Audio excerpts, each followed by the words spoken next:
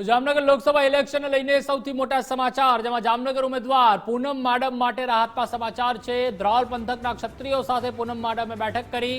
બેઠકમાં 10 ગામના સરપંચ ઉપસ્થિત રહ્યા। પૂનમ માડમ સાથે બેઠકનો સુખદ અંત આવ્યો છે।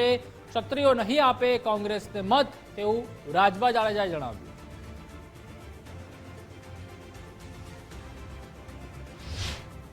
ત્યારે અહીંયા જે વાત નક્કી થઈ એ હતી કે સ્વાભાવિક રીતે ભારતીય જનતા પાર્ટીથી અત્યારે એમની નારાજગી છે, પણ જે રીતે મોદી સાહેબના નેતૃત્વમાં આખી મજબૂતીથી રાષ્ટ્રવાદની ભાવનાથી ભારતીય જનતા પાર્ટી એક મજબૂત રાષ્ટ્રના નિર્માણ તરફ આગળ વધી રહી છે, ત્યારે 7 તારીખ પછી એમને આ કોઈ રોષ નથી, એમનો કોઈ વિરોધ એવો કોઈ નથી કે એમને એ પોતે ક્યાંક ભારતીય જનતા પાર્ટીની વિચારધારાથી જોડાયેલા છે।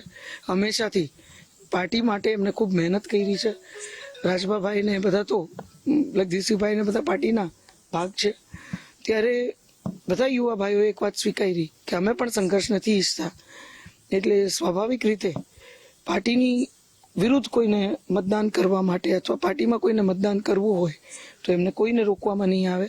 આખી મતદાનની પ્રક્રિયા શાંતિપૂર્વક ધ્રોલ તાલુકામાં આગળ વધે એ પ્રકારની વ્યવસ્થા આ તમામ આગેવાનો, યુવા ભાઈઓ, વડીલો ક્યાંક આવતા દિવસોમાં બધાને સમજાવી અને સુનિશ્ચિત કરવાના પ્રયત્ન કરશે, એવી એક આખી અહીંયા ચર્ચા થઈ છે। આપણને જે કઈ વાંધો છે ભારતીય જનતા પાર્ટી સાથેનો જે કઈ વાંધો છે, ભારતીય જનતા પાર્ટીએ ક્યાંક ને ક્યાંક આપણી જે માંગ હતી એ નથી સ્વીકારી, તો આને લઈને જે કઈ પ્રશ્ન છે તો એ જે પ્રશ્ન છે એ ત્યાં લોકલ રાજકોટ રૂપાલા સાહેબનો પ્રશ્ન છે।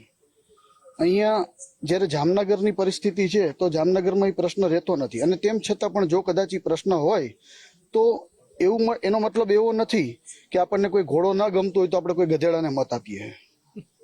એટલે ભાજપ નથી ગમતી કે ભાઈ ભાજપનો વિરોધ છે તો એનો મતલબ એવો નથી કે કોંગ્રેસને મત આપવો। એટલે આજે અમે 10 થી વધારે ગામો, જે મુખ્ય જે ક્ષત્રિય સમાજના ધ્રોલ તાલુકાના જે ગામો છે એના તેમજ બધાએ મળી અને એક સંવાદ કર્યો, એક ચર્ચા કરી, નિષ્પક્ષ ચર્ચા કરી, જેની અંદર બધાનો એક જ મત હતો કે ભાઈ અમારી પોતાની લાગણી છે કે ભાઈ અમે વર્ષોથી ભાજપ સાથે જોડાયેલા છીએ, અને આજ વર્ષોથી જ્યારે ભાજપને મત આપ્યા છે ત્યારે કોંગ્રેસના નિશાન ઉપર બટન દબાવવું એ અમારા માટે એક શરમજનક વાત છે।